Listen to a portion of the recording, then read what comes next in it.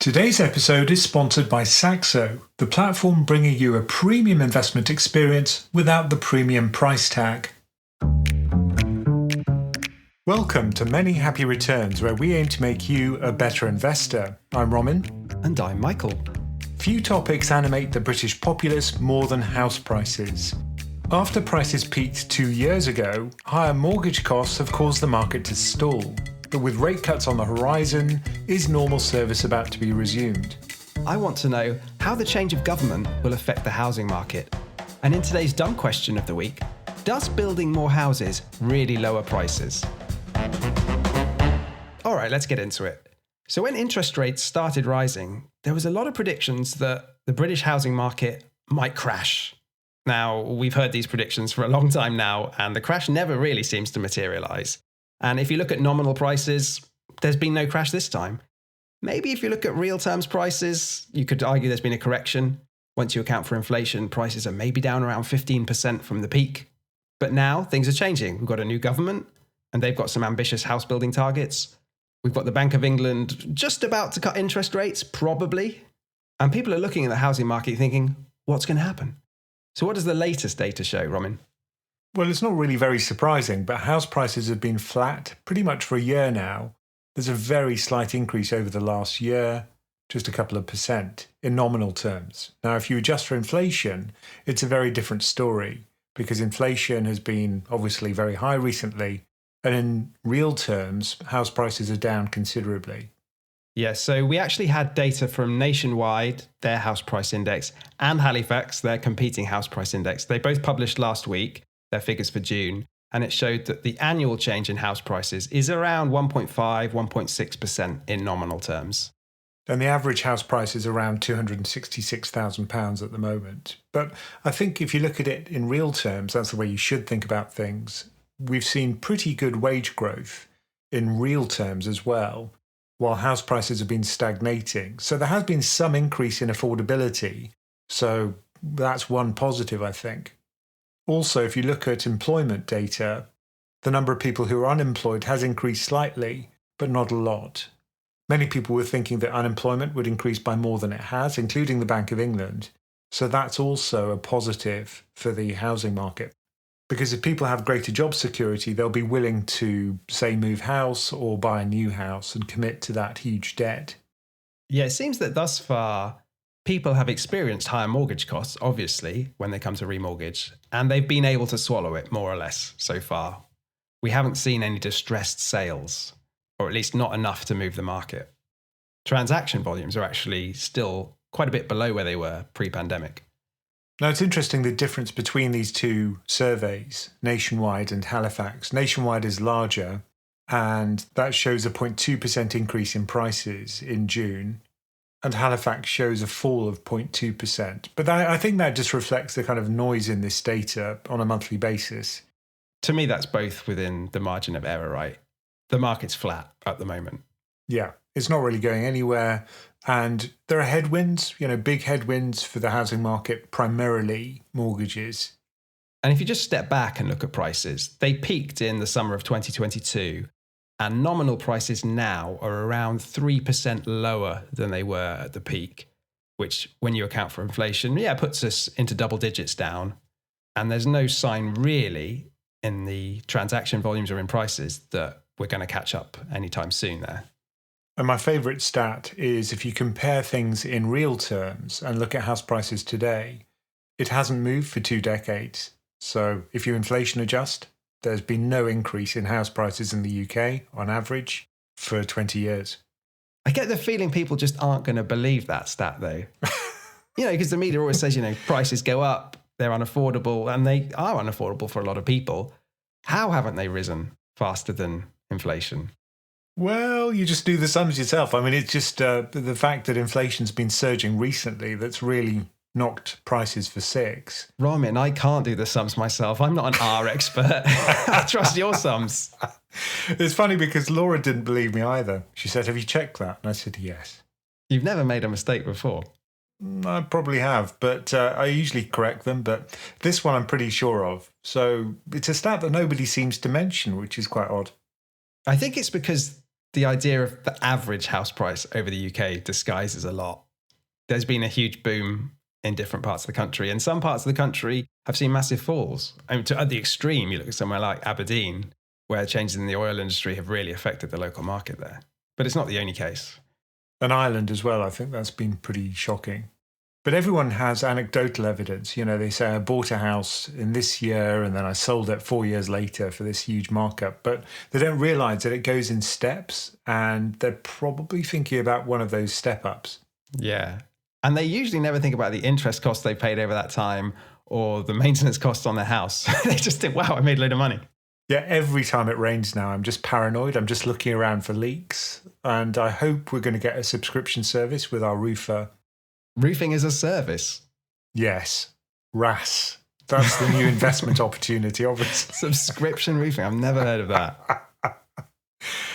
Not only that, I think that we're going to get a massive ant problem, because we've got these ants emerging all over the house, and they kind of surge into the house every time. You know, we were on holiday for a week and we came back to a house full of ants. So that was a bit of a shock. Are you sure you want to put all this on record in case you ever want to sell a house? Oh, it's a lovely house. You know, we really love it. But you know, there are always problems with houses. And, you know, I always say this figure of 2% of the value of the house is what you'd expect to pay in maintenance on average every year. And people always say, oh, no, it'll never cost that. But in fact, I worked it out and it's not far off for our house. Surely it's more than that if you just had a new roof. Oh, not completely new. I mean, the guys just kind of fixed some cable. Yeah, absolutely. But if we drill into this average thing a bit more, the ONS publishes figures which are a bit more granular. They are kind of lagged because they have to wait for a purchase to actually complete. But they do include way more transactions than, say, the Nationwide survey. They include cash purchases, for one, which these lender surveys typically don't. And the ONS figures, which look at April, show the breakdown in price changes over the last year by the type of property.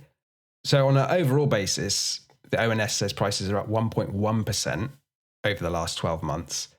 But there's some quite big differences between, you know, apartments and detached houses. Yeah, that's right. So interestingly, flats are flat, 0% difference over the last year.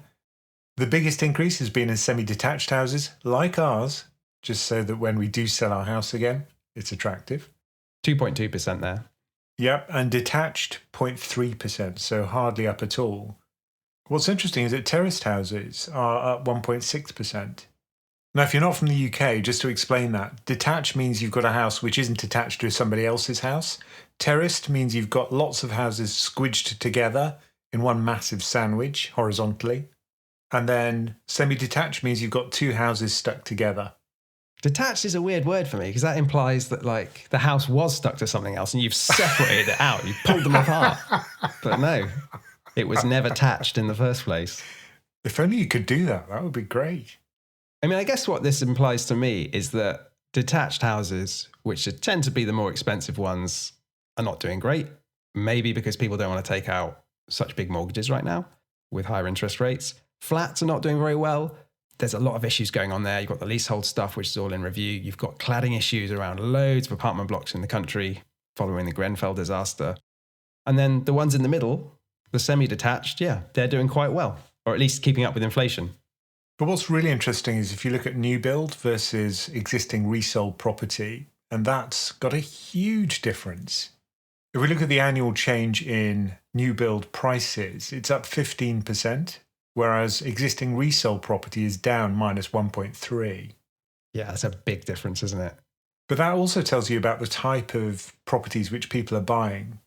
So this is always tricky on a podcast to talk about graphs, but if you look at the 2-year fixed rate mortgages, the average rate, and this is data published by the Bank of England to June of 2024, if you've got a 95% loan to value, in other words, you borrowed 95% of the value of your house, the rate now is 6.1%. If it's a 60% loan to value, it's 5%. So it's been a kind of double peak, a huge surge, followed by a fall, followed by a secondary surge to a new higher peak, and it's fallen back a little bit. So still no comfort for people who are going to have to borrow a lot of money. The Bank of England actually says that The rate that people are actually paying on their outstanding mortgages is now 3.61% on average. So you can see why people are reluctant to take out new mortgages. And transaction volumes, as I said, are down around 15% versus 2019 levels, although they're flat over the last year. But what's interesting is you can really see a divide between people buying with a mortgage and people buying with cash. So transactions involving a mortgage, where people have had to go to a bank and convince them to give them the money, they're down nearly 25% versus pre-pandemic levels, whereas cash transactions are actually up 5% versus pre-COVID. So you can see how important borrowing is to this market. Once you loosen lending criteria, house prices surge, and if you've got more restrictive monetary policy, it's going to be really bad for the market. How's all this affected affordability, which is basically how easy is it for someone on a typical income in the UK to buy a typical house? The way people usually look at this is house price to earnings. So it's kind of like a price to earnings ratio for stocks. So you look at a region, you look at the average house price, you look at the average earnings and divide one over the other. And the long run average, according to Nationwide, is about 4.5 times. So the house price will be about 4.5 times the household income. Whereas at the moment, we're looking at something around 6 times. So still very elevated.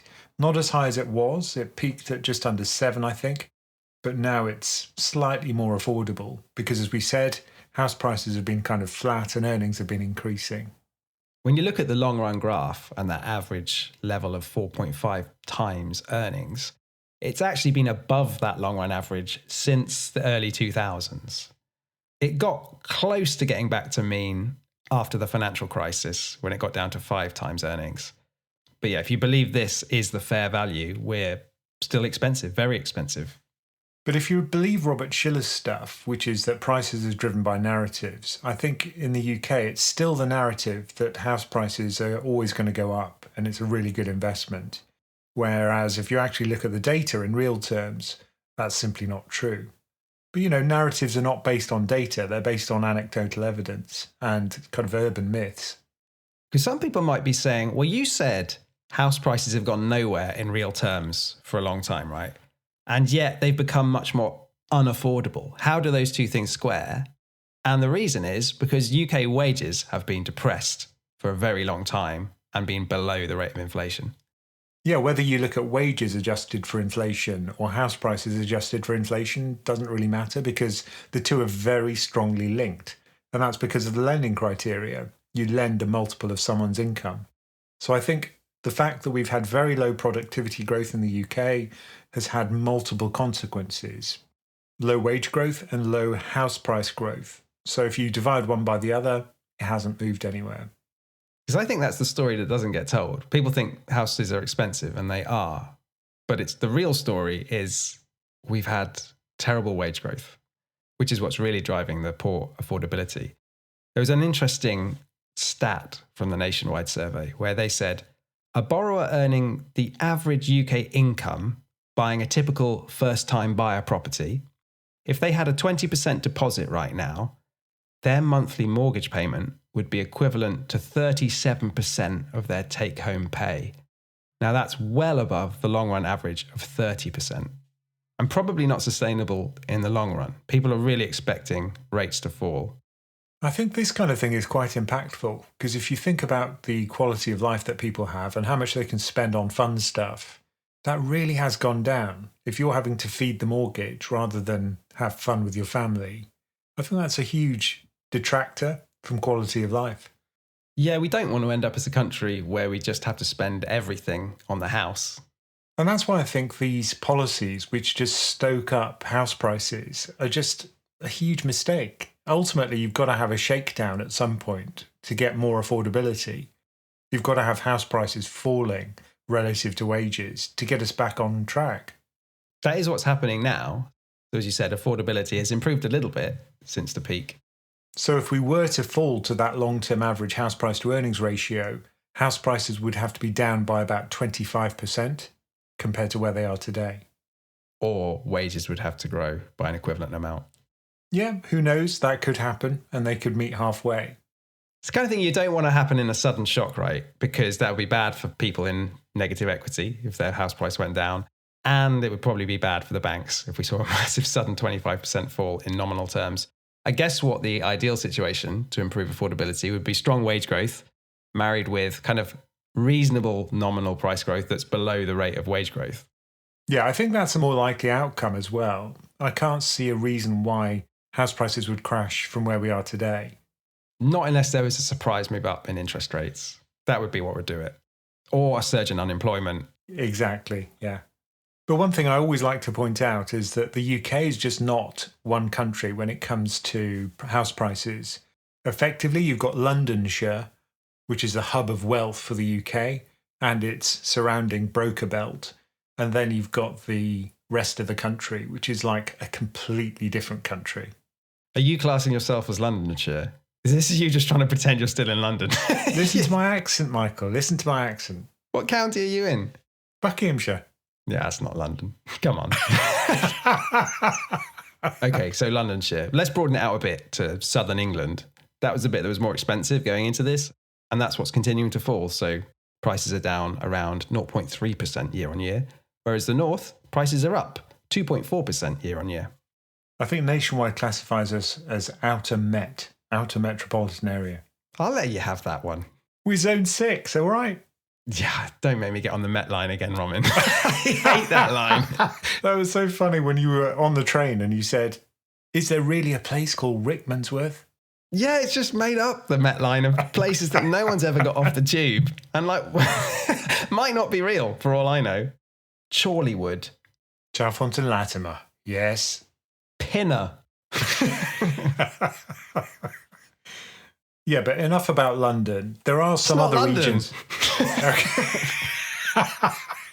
But there are other regions which have done pretty well. It's the ones which were fairly cheap going into this, and that's Northern Ireland, which is up 4% year on year, the Northwest, which is up 4%, Yorkshire and Humberside, up a little bit less.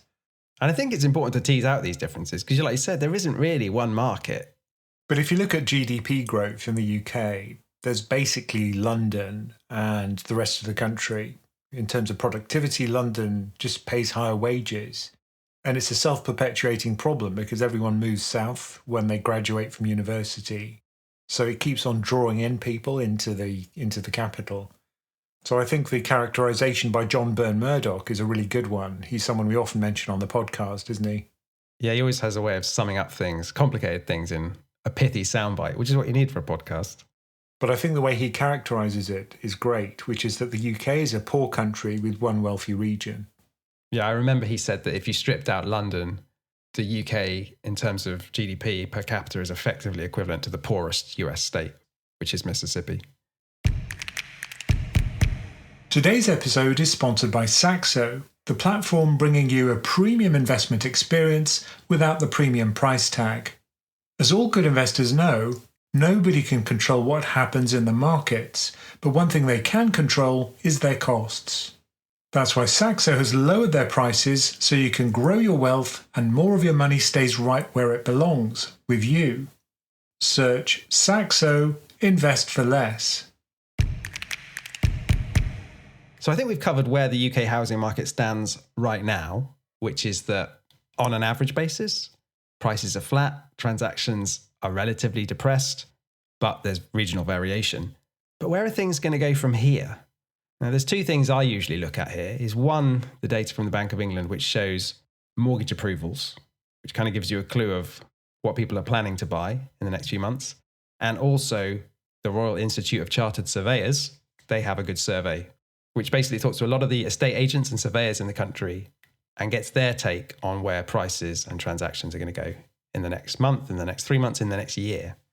So looking at that Bank of England data, the net mortgage approvals for house purchases fell from 60,800 in April to 60,000 in May. So there is a cooling off, I think, at the moment. A little bit, yeah. And these are approvals banks have made. So it's not money people have actually borrowed yet. It's they're getting the approval to go and bid on a house, basically. If you compare that to the before times, before 2020, when we had the huge shock downwards and upwards, it's a little bit lower. It was ticking along at about 70,000 per month. So no sign there really that the market's going to turn and transactions are about to jump upwards. And if we turn to the RICS survey, which talks to the estate agents, they're seeing that new buyer inquiries dipped modestly in May. They have a way of measuring this, which is the net balance of new buyer inquiries, and they read that as minus 8% in May, which is down from minus 1% in April, and is the softest reading since November. So people were saying at the start of the year that it looks like the market's recovering. Prices were actually up, January, February on a month-on-month basis and doing okay. But it seems that, the market's cooled off again. And if we look at the expected sales volumes, the expectation is that they're going to pick up modestly over the next quarter. So a net balance of plus 6% compared to 0 previously. And the 12-month outlook is actually quite a lot more upbeat, with a net balance of 43% of estate agents anticipating sales activity to be higher a year from now. But there is a kind of self-interest here, isn't there?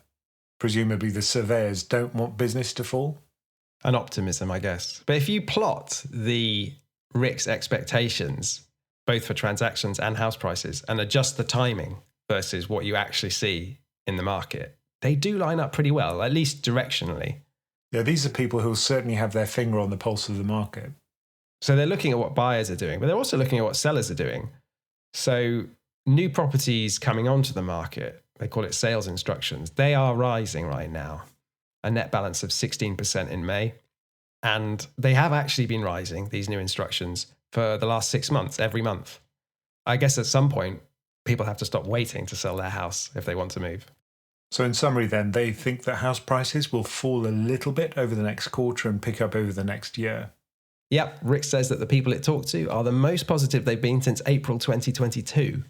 And I guess it's because interest rates are about to fall, we think. But I think the biggest stimulus to house prices, and the thing which is going to move things most, if it's successful, will be Labour's policies about housing. So maybe one of their policies which acts in favour of higher prices is the thing that governments are always tempted to do, which is stimulate demand. And Labour is promising a mortgage guarantee scheme called Freedom to Buy, which basically underwrites the borrowing by, I guess, first-time buyers and riskier borrowers, as banks might see them. So Labour do have that kind of demand stimulus element to their policy, but most of their policies are focused on the supply side. And the headline is that they want to build 1.5 million new homes over the next 5 years, which, if you do the maths, that's 300,000 houses per year, and would be a big jump on what we're building at the moment, which is more like 200 to 250,000 sometimes if we're lucky. But no government has managed to build 300,000 houses per year consistently since the 1970s. So tripling supply, I think, is going to be a tall order, particularly because the companies that build the houses don't want to increase supply. And they don't want to make houses more affordable because it reduces their margin. So there's a very clear conflict of interest here. Yeah, it'd be interesting to see if Labour can get construction going at speed. But if you look at their manifesto, they did propose some ways in which they might get towards this 1.5 million houses. So first off, they want to reinstate the mandatory house building targets for local governments. That was there before, but then the Conservatives made them guidelines rather than hard targets. So Labour wants to make them, legally binding again. Somewhat controversially, they want to ease restrictions on greenbelt development. Now, obviously, they get the PR game, so they're calling it grey belt, these things which are technically in the green belt, but, are like car parks or whatever. They also want to build new towns, which we've not seen for a long time. That's always going to be controversial. Where are you going to put the new town? But the big one, I think, is they want to overhaul planning regulations. We don't know exactly how, other than they've said they want to hire additional planning officers, which is all well and good. But as we know in the UK, we're a NIMBY island and people don't like stuff being built, whether that's houses or infrastructure or anything, anywhere near them. So good luck. I think part of the problem is the infrastructure also, because, for example, where I live, you can't find a doctor nearby. You have to travel out to Amersham in order to find one, or High Wycombe. There has to be infrastructure which goes alongside the house building, schools, medical facilities, bowling alleys, laser quests. Well, that's your weekend sorted, Michael. Yeah. But I think we disagree on this, don't we? The effect of the policy.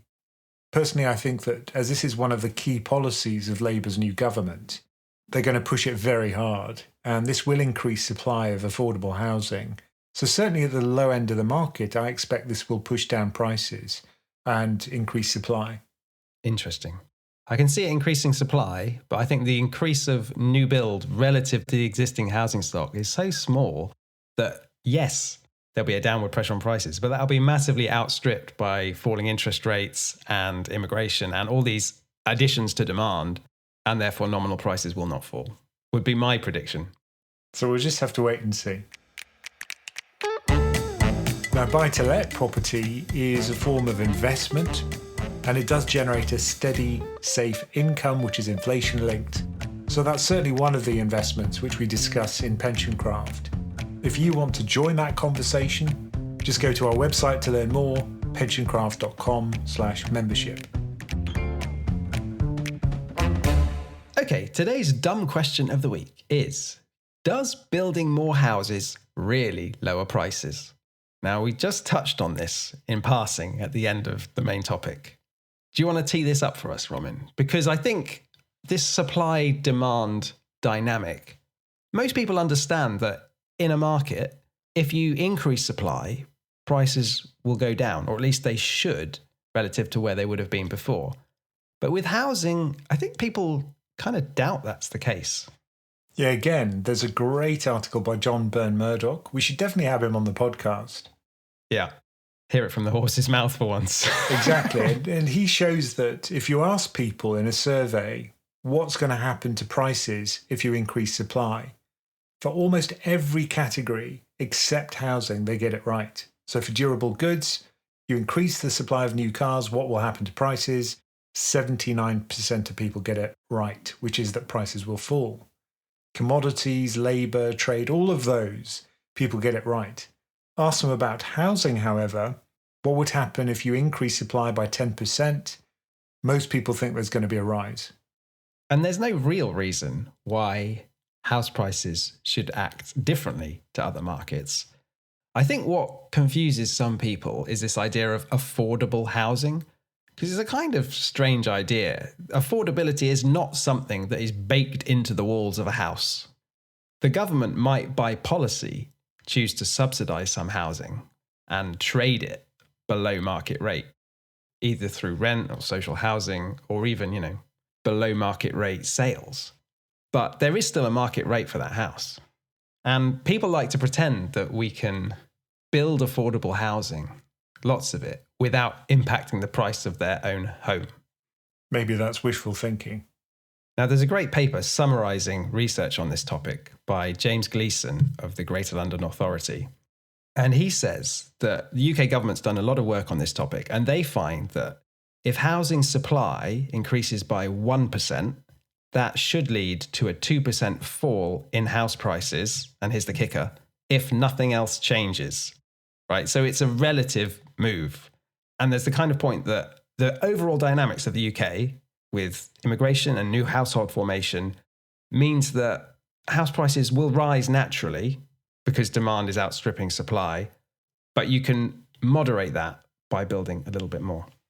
And that 1% increase would be about 250,000 houses. And if you look at what Labour are planning per year, that's not a lot less than what they're planning. The other kind of interesting result that I saw was that if you do have new supply, the house price falls are restricted geographically near to where the new houses are built. Because obviously, if you're looking in a certain area, you'll be saying, well, I could buy a new house or I can buy this clapped out old house where it's leaking. Yeah, and it's quite a tight geographical radius. There's lots of studies out of America, whereas if you build a new tower block in the city, rents do fall and prices do fall. But it's really in a small area. You can measure it in like hundreds of meters. So you can see why NIMBYs are NIMBY. It really does affect them. But if you manage to do house building on a massive scale with enough spread across the regions, then you can move prices. But sometimes the effect is not as much as you think because it induces more demand. How does that work? Well, there's this idea of concealed households where you've got a lot of people like living in shared accommodation, right? In London especially, who would love to have their own flat, but they can't afford it. If you manage to push prices down a bit, maybe they can afford it, more households get formed, and so demand rises to meet that increase in supply. Likewise, people might be living with their parents. And you get this sort of equilibrium effect where house prices can only fall so much before induced demand starts to swamp it. And likewise, if as a country we saw a big fall in house prices, at the same time as the economy still did okay and wages were good, that would be a pull effect for immigration, right? So there's always these dynamics going on. It's very difficult to outrun demand when it comes to house building. I think the other aspect of it, which is kind of interesting, is the quality of houses. So if you drive around new builds, a lot of them have solar power, heat pumps, all of this stuff built in. So the running costs of the household will be lower. And obviously they'll be more energy efficient. So I think, that's a net positive. Even if we don't have house prices falling a lot, by having new supply, at least the quality of housing will be better, which overall is something which is a benefit, I think. Oh, definitely. I think the houses in Britain, compared to places I've been on the continent and in other countries, are shambolic sometimes. Like, we have got used to really bad houses. Damp, windy, small when you look at our floor space compared to other countries. Yeah, in America, I was always amazed by the difference in the quality of the houses. It's just so much better. We lived in California, and so the comparison was just unbelievable. Did you, though, or did you live just outside California and just pretend you lived in California the whole time? We lived in Beverly Hills, mate. Oh, Jesus. I want hummingbirds and a fountain. All right, the final point here. I want to address this thing you said earlier about services and infrastructure near new builds. Like, you build a load of houses and the existing residents go, I can't see my doctor now. And that is a real concern and does actually kind of affect house prices if you do the good thing and build the amenities that those new houses need. So I'm going to quote that paper from James Gleason. And he says, based on all the research, new housing development can also lead to substantial improvements in amenities like local restaurants and even reductions in crime rates. These improvements, if large enough relative to the existing neighbourhood context, can generate enough increased demand for the second-hand housing stock, that's the existing homes, to outweigh the supply impact of new homes and therefore actually push up prices and rents. So it is possible in a localized context that those new houses might be so good and you might build so many new doctors, surgeries and hospitals and restaurants around them that the area has a sort of leg up, gets gentrified, prices go up. But the regional prices should fall a little bit. Okay. So you kind of agree? Yeah. It's complicated, isn't it, housing? Maybe there are reasons why people get it wrong when you ask them the question. Yeah, but I'm no different to other people. I hope that affordability increases without my house price going down. How very British of you. Thank you for joining us for Many Happy Returns. Do send us your questions, no matter how dumb, at the email address mhr@pensioncraft.com. And do remember to check out PensionCraft.com for all the information about our membership and investment coaching options. Many Happy Returns is a PensionCraft production, co-hosted and executive produced by Romin Nakiza and Michael Pugh. This podcast is for informational and entertainment purposes and is not financial advice. We do not provide recommendations or endorse any decision to buy, sell, or hold any security. We cannot be held responsible for any actions listeners may take, and investors are encouraged to seek independent financial advice.